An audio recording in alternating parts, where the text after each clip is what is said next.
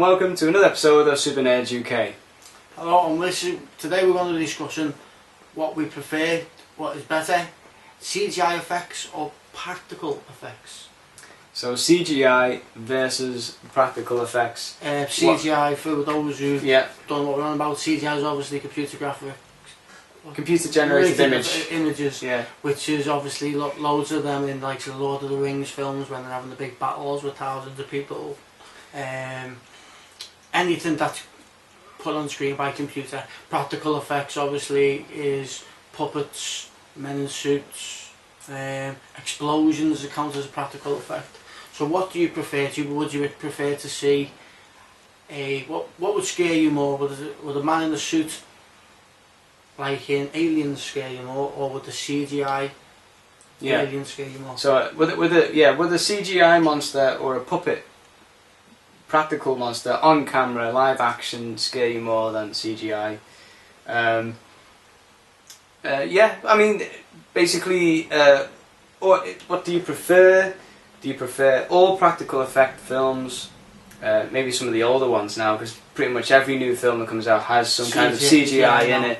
Or are you a person who likes all CGI, like say new Star Wars films, or well, not the new Star Wars films, sorry, the prequels. The prequels, pretty much all CGI. I can't think of any other examples now off the top of my head.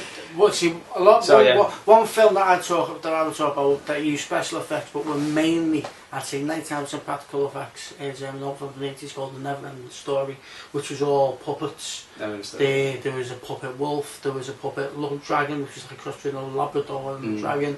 There was a puppet like a tortoise head, wasn't there? Yeah, that's like right. The old head made look like. I just think I'm personally, I'm more a fan of the practical effects. I'm probably a bit old school. I just think they seem like they're there. They seem more solid. You can feel like you can reach out, you can touch them. Just seem more realistic. I think sometimes CGI can take you out of the boundaries of the film, can bring you outside the film. Sometimes directors feel like they need to go too far. I think when they use CGI, one of the things practical is that it confines you. It confines you in a good way though. It keeps, every film has borders on whether it can go so far with whether you believe something is there, whether you believe it's not, whether something can be made too big. Things can be made too big. So sometimes you can have a practical explosion which will look realistic, but you'll do it on CGI and the explosion will be far too big for the impact it's just hitting. It kind of takes you out the movie. So Michael Bay is the king of it. Transformers. There's another one there. Yeah, it's just too big with everything. Yeah. You don't just have a normal explosion with them. Everything's like a nuclear bomb's hit the ground. I suppose that for me, I don't mind practical or CGI really, as long as it helps develop the film in the best way. I think one example I can think of is probably The Matrix. Yeah. They had a combination of practical effects and CGI and some groundbreaking work with the bullet time. Really helped the plot of the story move along. Really unique way of showing things. Something we hadn't seen before in that way, and it was kind of had the wow factor. You don't really get that often now in films. CGI comes to be expected now, doesn't it? You kind of like, you got the new Jurassic World film coming out. We know we're going to see CGI dinosaurs. You just accept it now. CGI's just accepted, isn't it? Right. You had the like of the original Jurassic Park, which had a combination of both, of the practical effects with the puppets of the T-Rex and so on, and then you had the CGI with that. All groundbreaking at the time and worked really well for the story. The best practical effects I find are the ones that they still stand now. The likes of Gremlins. Yes. Puppets. Now that you've seen it. I've seen it now, yeah. Now that you've seen it, them puppets. There's rumours they're going to do a remake of Gremlins now. Now I really hope they don't make the Gremlins CGI. I really hope the puppets. I really hope that at least 90% of them are puppets, because I think that really added to them. I thought that was added to the quirkiness, didn't it? Yeah, it was absolutely brilliant. Absolutely loved. That was part of the thing about Gremlins, was the puppets were there. That's why you were so scared of them, because they were actually there. And the same with aliens, the alien from the Aliens. They just seemed like they were there. I think if we knew it was CGI, it wouldn't be as scary.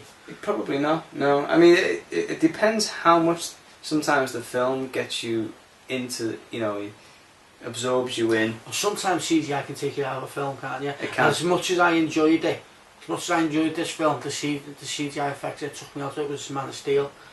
Some of the fighting in it. Okay. Because he went so far with the fighting, especially where he was in the little town bit and he's having it seemed very computer game standard to me. Yeah, I agree. Actually, the bit for me in Man of Steel that kind of took it out for me was the okay, there's going to be a bit of spoiler talk here if you have not seen it. Was the near the end where the he's fighting the machine and there's big tentacles coming out and grabbing him. I just think that was a waste of time completely. But the it was to build suspense. But the whole part of that for me didn't work for me. Some CGI looks really, really good. I know a bit of some people might find it good. Sorry to offend you if you do find it good. One of the worst pieces of CGI I've ever seen, spoil it as well, it was Samuel L. Jackson gets hit by a shark in Deep Blue Sea. It is quite possibly some of the worst CGI that I've ever seen in my life. Other than Peter Parker running across the rooftops in the originals, in the first Spider-Man film. That was unfinished actually, wasn't it? Yeah. It looks dreadful. That looks like something from the ZX Spectrum. PlayStation. But yeah, that's where I find CGI can take you out of the movie, and that's why I'm more of a fan of practical effects. I think you have less problems with practical effects. The harder to put together and make, but I think there's less problems in post. Yeah, I think with the practical effects you've got more of an on-set challenge, and I can see budget-wise and time-wise why people would think, you know, let's just go with CG. I can totally understand that. But when you think of some of the films that are all practical effects, with some of the obstacles they came across, sometimes made it better for the film. Yeah. One of the things I can think of is Jaws.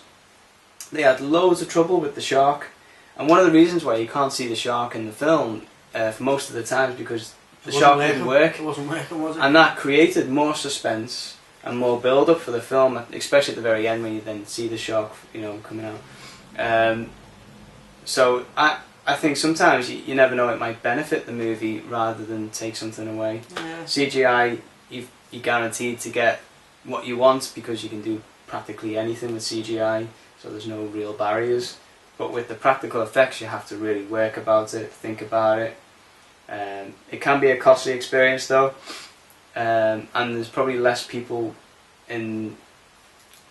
involved in that sort of thing now, so people probably just gear towards CGI. But yeah, that was our discussion on what do we think better, CGI or practical effects. For me, it's practical effects. For me, a bit of both really. I don't mind as long as it helps the film out. As long as it moves the narrative along, I suppose. Yeah. I'm not a fan of CGI when it brings you out of the film and you go, wow, that was CGI. Yeah. I mean, when you think about some films like The Thing, that's practical effects. We're talking about the John Carpenter version, which is the remake of the original one. Remake of the remake. So yeah, the practical effects there, you can tell there's a bit of stop motion animation used in some parts. Still works really well, still very scary. Superb film. However, you just sometimes think if they had had CGI just to help them a little bit, it could have just rounded off the edges nicely for some of the effects a little bit, with a combination of both. But there you go. So yeah, tell us what your thoughts are on the CGI, the practical effects, whether you prefer one or the other, or both like me, you don't really mind. Or maybe give some examples where you think maybe practical effects would have been better in a certain movie than the CGI, or vice versa. Here's one for you. Give us your worst example of a practical effect or the CGI effect. Where did it look like it had gone wrong? Yeah. Let's see if you can give us a giggle. Where did it not work out? Where did the effect not work out? And we'll see if we can have a laugh on that one. Yeah, I'd be interested to hear some of the stuff that they come with. Well, great. I've been Ian. Yeah, I'm Tim. We don't usually say that. Yeah, I'm me. I've always been me and always will be me. Thanks for watching Super Nerds UK. Oh, and also please subscribe. Go to our Twitter feed. Thumbs up on the video, subscribe to our channel, like on Facebook, follow us on Twitter. We'll be very grateful, and thank you very much, and I'll see you next time. Thank you, bye bye.